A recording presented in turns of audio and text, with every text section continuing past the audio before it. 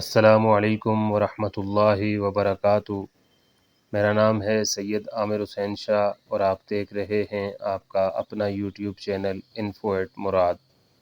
ناظرین، آج ہم بات کریں گے ایشیا کی امیر ترین شخصیت مکیش امبانی کی کہ وہ کون ہیں اور وہ کیسے ایشیا کے امیر ترین شخص بنے۔ مکیش امبانی کی دولت کا اندازہ آپ اس بات سے لگا سکتے ہیں کہ ہر گزرتے 10 منٹ میں تقریباً 4 کروڑ پاکستانی روپے مکیش امبانی کی دولت میں اضافہ ہو رہا ہے۔ ایشیا کے سب سے امیر ترین انسان ہونے کے ساتھ ساتھ ایشیا کے سب سے مہنگے گھر، مہنگی گاڑی اور سب سے مہنگی شادی کا اعزاز بھی امبانی فیملی کے پاس ہے۔ گزشتہ دنوں ہونے والی مکیش امبانی کے بیٹے کی شادی کے چرچے ہر طرف ہو رہے ہیں، جس میں دنیا بھر سے تقریباً ہر شعبے سے تعلق رکھنے والے سٹارز نے شرکت کی، چاہے وہ موویز کے سٹارز ہوں یا سپورٹس کے ستارے، سب کے سب اس شادی میں جھومتے نظر آئے۔ ان سب سٹارز نے مفت میں اس شادی میں شرکت نہیں کی، بلکہ ہر ایک کو مکیش امبانی نے بھاری بھرکم رقم ادا کی ہے۔ ان سٹارز کو دی جانے والی رقم کا اندازہ آپ اس بات سے لگا سکتے ہیں کہ ایک انگلش سنگر ریحانہ کو صرف چند منٹ کی پرفارمنس کے لیے تقریباً 2 ارب 50 کروڑ پاکستانی روپے دیے گئے۔ ہندوستان میں رہنے والا تقریباً ہر انسان روزانہ مکیش امبانی کو کچھ نہ کچھ فائدہ ضرور دیتا ہے، کیونکہ اگر آپ ہندوستان میں رہتے ہیں تو روزانہ آپ کا مکیش امبانی کے کسی نہ کسی کاروبار سے واسطہ ضرور پڑتا ہے۔ مکیش امبانی کا کاروبار انڈیا کے ہر شعبے میں پھیلا ہوا ہے، چاہے وہ ٹیلی کام سیکٹر ہو، پیٹرولیم ہو، کرکٹ ہو یا ریٹیل کا کاروبار ہو۔ مکیش امبانی پر ہیرا پھیری، سیاسی بدعنوانی اور استحصال کے الزامات بھی لگتے رہتے ہیں۔ انڈیا میں حال ہی میں ہونے والی کسانوں کی احتجاجی تحریک کو بھی مکیش امبانی جیسے بڑے بزنس ٹائکون سے جوڑا جاتا ہے۔ اس سب کے بعد ہر انسان کے ذہن میں یہی سوال آتے ہیں کہ کون ہے یہ مکیش امبانی اور کیا ہے اس کی کہانی؟ اتنی دولت اس نے کیسے کمائی اور یہ ایشیا کا امیر ترین آدمی کیسے بن گیا؟ ناظرین، انفو ایٹ مراد میں آپ سب کو خوش آمدید۔ اگر آپ میرے چینل پر نئے ہیں تو مہربانی فرما کر میرے چینل انفو ایٹ مراد کو سبسکرائب کر لیں۔ آج ہم ڈسکس کریں گے مکیش امبانی کی زندگی کی مکمل کہانی۔ مکیش امبانی 19 اپریل 1957 کو پیدا ہوئے۔ والد کا نام دھیرو بھائی امبانی اور والدہ کا نام کوکیلا امبانی ہے۔ مکیش امبانی کی بیوی کا نام انیتا امبانی اور ان کے 3 بچے، جن میں 2 بیٹے اور 1 بیٹی شامل ہیں۔ مکیش امبانی بھارت کے ایک ارب پتی تاجر اور ریلائنس گروپ آف انڈسٹریز کے چیئرمین اور ایم ڈی ہیں، جو پیسے کے لحاظ سے انڈیا کی سب سے بڑی کمپنی ہے۔ مارچ 2024 تک کے فوربس میگزین کے مطابق مکیش امبانی 122.8 ارب ڈالر کی نیٹ ورتھ کے ساتھ ایشیا کے امیر ترین اور دنیا کے 9ویں امیر ترین انسان ہیں۔ ابتدا میں مکیش امبانی کے والد تجارت کے سلسلے میں انڈیا سے یمن منتقل ہو گئے، لیکن جلد ہی وہ یمن سے انڈیا واپس آ گئے اور مسالہ جات اور ٹیکسٹائل کا کاروبار شروع کر دیا۔ امبانی فیملی 1970 کی دہائی تک ممبئی میں 2 کمرے کے ایک معمولی اپارٹمنٹ میں رہتی تھی، لیکن وقت گزرنے کے ساتھ ساتھ ان کا کاروبار بڑھتا گیا اور حالات بہتر ہوتے گئے۔ اس کے بعد دھیرو بھائی امبانی نے کولابا میں سی ونڈ کے نام سے ایک 14 منزلہ اپارٹمنٹ خریدا، جس میں پوری امبانی فیملی اکٹھی رہتی تھی۔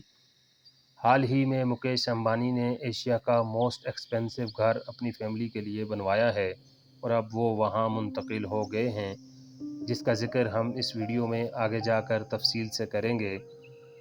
شروعات میں تو صرف مسالہ جات کی امپورٹ ایکسپورٹ کا کاروبار شروع کیا اور دھیرو بھائی کے امپورٹ ایکسپورٹ کے کاروبار میں ماہر ہونے کی وجہ سے ان کا کاروبار دن بدن بڑھتا گیا اور ہر سیڑھی پر کامیابی ان کے قدم چومتی گئی۔ وقت گزرنے کے ساتھ ساتھ دھیرو بھائی نے امپورٹ ایکسپورٹ کے ساتھ کچھ اور کرنے کا سوچا تاکہ کاروبار کو مزید پھیلایا جائے۔ 1966 میں انہوں نے مینوفیکچرنگ کی دنیا میں قدم رکھ دیا اور ریلائنس ٹیکسٹائل کے نام سے کمپنی لانچ کی۔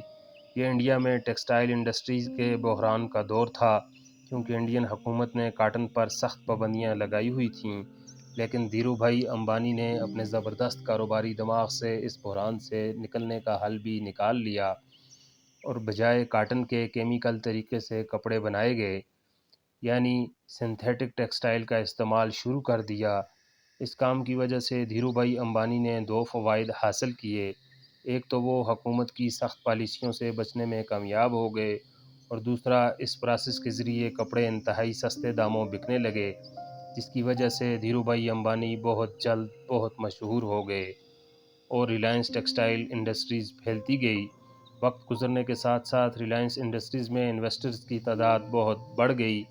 اب ریلائنس انڈسٹریز دن بدن اتنی تیزی سے ترقی کرنے لگی کہ 1987 میں ہونے والے کرکٹ ورلڈ کپ کی مین سپانسر بن گئی۔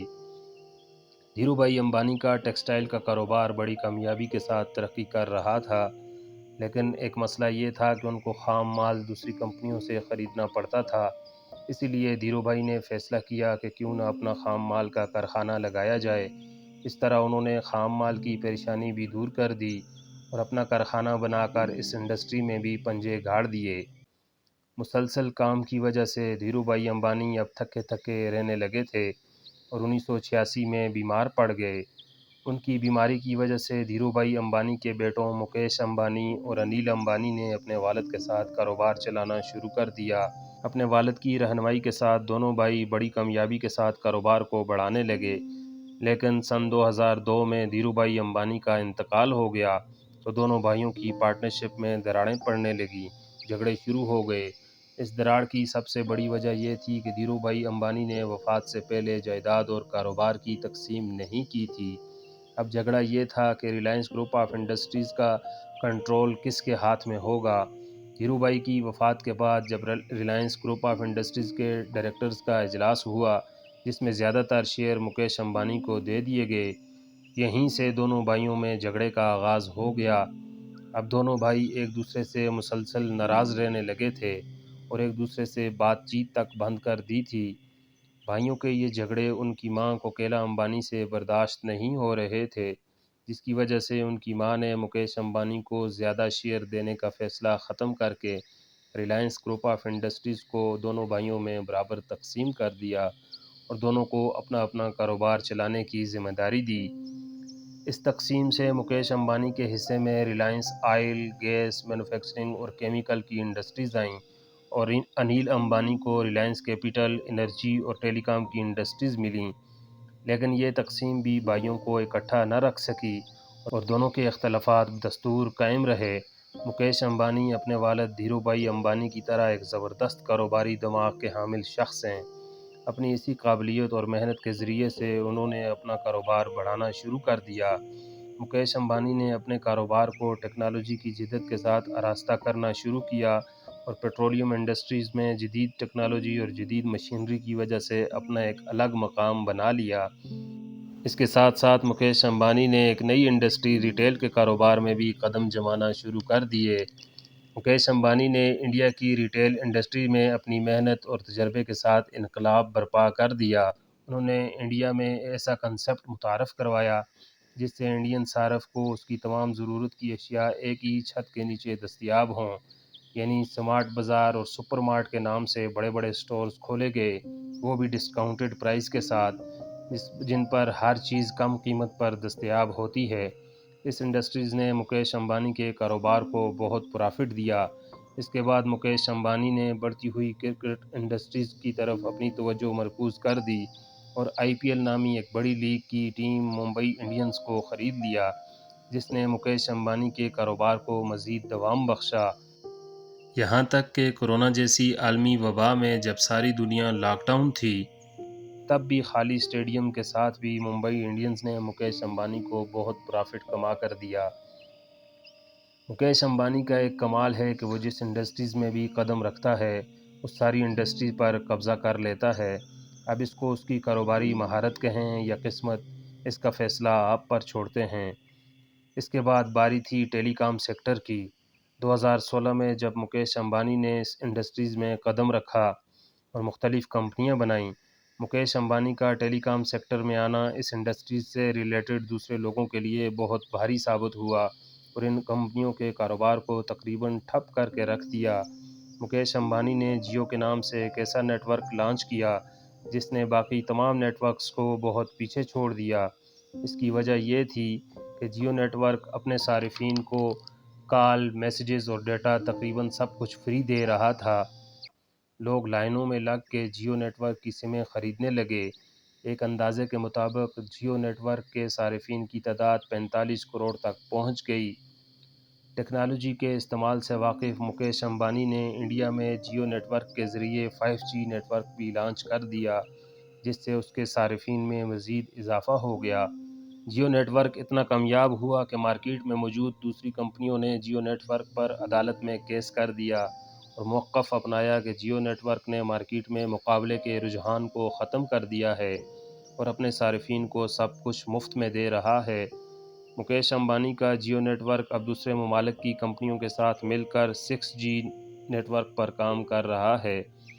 دوسری کمپنیوں کے کیس کرنے کے بعد جیو نیٹ ورک بہت کم چارجز کے ساتھ اپنے صارفین کو کال، میسیجز اور ڈیٹا پرووائڈ کر رہا ہے، جس کی وجہ سے انڈیا آج اپنی عوام کو سستے ترین انٹرنیٹ پیکیجز مہیا کرنے والا ملک ہے۔ مکیش امبانی تقریباً انڈیا کی ہر انڈسٹریز پر اثر انداز ہو رہے ہیں۔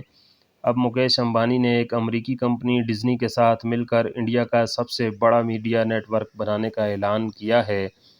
اگر مکیش امبانی کے ماضی کو سامنے رکھ کر سوچا جائے تو وہ جلد ہی میڈیا انڈسٹریز پر بھی مکمل کنٹرول حاصل کر لیں گے۔ یہ تو تھی مکیش امبانی کی کاروباری زندگی کی کہانی۔ اب آتے ہیں مکیش امبانی کے لائف سٹائل کی طرف کہ وہ اپنی زندگی کیسے جیتے ہیں۔ سب سے پہلے بات کرتے ہیں مکیش امبانی کے ممبئی میں موجود محل نما گھر کی، جس کا نام اینٹیلیا ہے۔ یہ ایشیا کا سب سے مہنگا ترین گھر ہے۔ یہ ایک 27 منزلہ جدید آسائشوں اور سہولیات سے بھرپور عمارت ہے جو تقریباً 37,900 مربع میٹر پر مشتمل ہے۔ اس محل نما گھر میں زندگی کی تقریباً تمام آسائشیں اور سہولیات موجود ہیں، جیسا کہ اس کے اندر gym, cinema theatre, swimming pool, beauty parlour, مندر اور ہیلی پیڈ جیسی سہولیات میسر ہیں۔ امبانی فیملی دنیا کی مہنگی ترین گاڑیوں کی کلیکشن رکھتی ہے جو اینٹیلیا کے بیسمنٹ میں پارک ہوتی ہیں۔ بندہ جتنا زیادہ امیر ہوتا ہے اس کے خرچے بھی اتنے ہی زیادہ بڑھتے ہیں۔ امیر ترین لوگ پیسہ خرچ کرنے کے بہانے ڈھونڈتے رہتے ہیں۔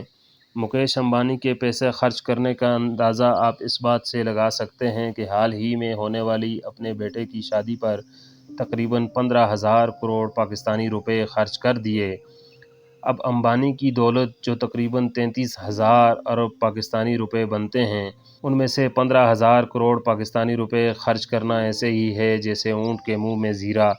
مکیش امبانی کی حاضر دماغی اور کاروباری سمجھ بوجھ کا اندازہ آپ اس بات سے لگا سکتے ہیں کہ انہوں نے کامیاب اسٹریٹجی اور جدید ٹیکنالوجی کے ساتھ right time for right decision کے اصول کو اپناتے ہوئے اپنے کاروبار کو ہندوستان کے کونے کونے تک پھیلا دیا ہے، جبکہ دوسرا بھائی جس کو مکیش امبانی کے برابر حصہ ریلائنس گروپ آف انڈسٹریز کا ملا تھا، اپنی غلط پالیسیوں اور کوتاہیوں کی وجہ سے اپنا دیوالیہ نکال چکا ہے۔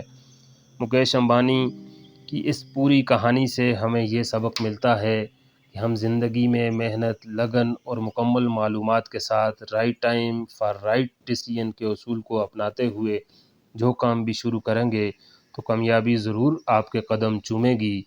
یہ تو اللہ تعالیٰ جل جلالہ بھی فرماتے ہیں کہ میں کسی کی بھی محنت کو ضائع نہیں کرتا، ہر محنت کرنے والے کو اس کا پھل ضرور ملتا ہے۔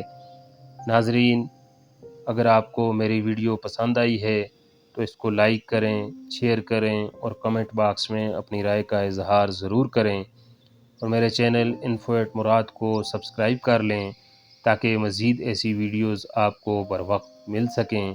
اگلی ویڈیو تک اجازت دیجیے۔ فی امان اللہ۔